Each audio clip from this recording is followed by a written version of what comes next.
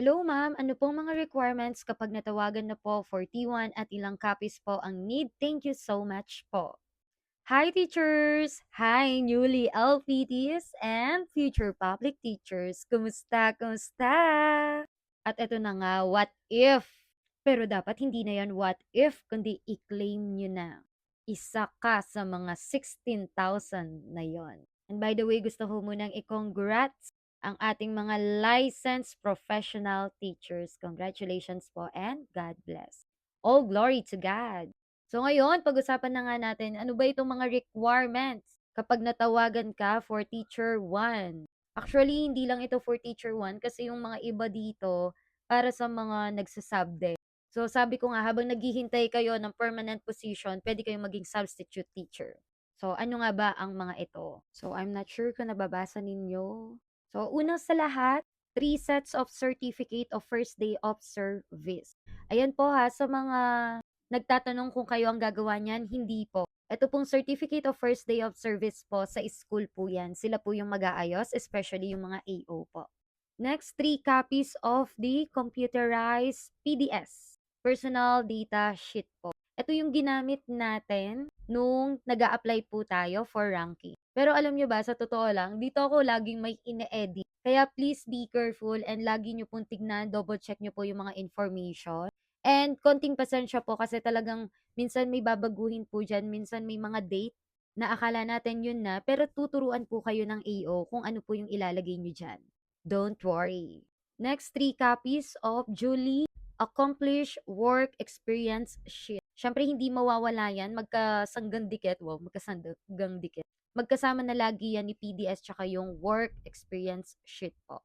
Next, 2 copies of the original authenticated. Ito yung sa PRC ID natin. Ito yung Certificate of Eligibility. So, ito, yung mga sinasabi nilang 3 copies, authenticated, depende po yan sa DO kung ano po yung hinihingi nila. So, iba kasi yung basta Xerox lang, iba yung basta lang, iba yung original, iba yung authenticated. Next, 1 copy of your TOR. Galing po yan sa school kung saan ka po graduate.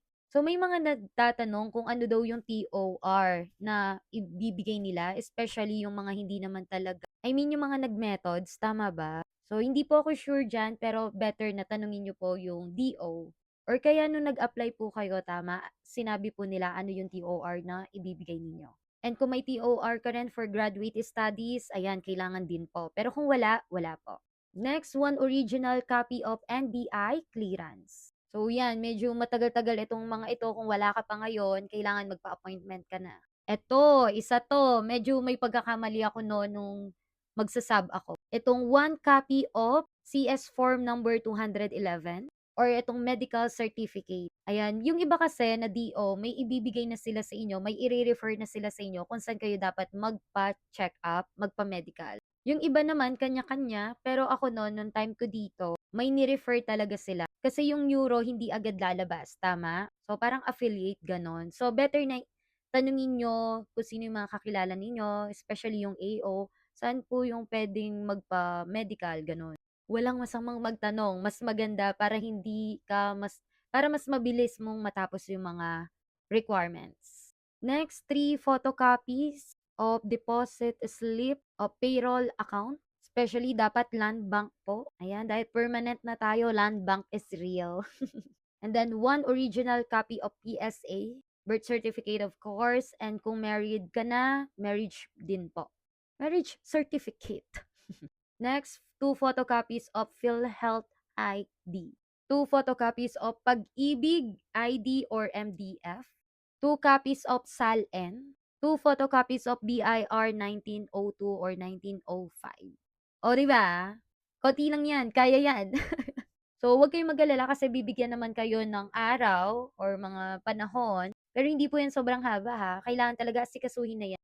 Kung ako sa inyo, kung talagang feel nyo, magkaka-item na kayo, asikasuhin nyo na yung mga iba po dyan. Para mabilisan na lang. Ano ba yung mga na-expire dito? Wala. Yung med lang po. Yung med certificate. But the rest, eto po. Pero sa mga gustong maging substitute teacher, syempre habang naghihintay ng item, no, magpakatotoo tayo. Doon kailangan nyo pa po ng mga let rating, then halos ganito rin po yung mga kailangan. So, asikaso na, claim it. I-advance na yan. And again, ito po yung mga requirements nung natawagan po ako bilang permanent teacher. As a teacher 1 po. Pero ulitin ko lang po, depende po yan sa division office natin kung ilan po yung mga kailangan nila at kung ano pa po yung mga kailangan nila. At yun lamang po. Thank you po.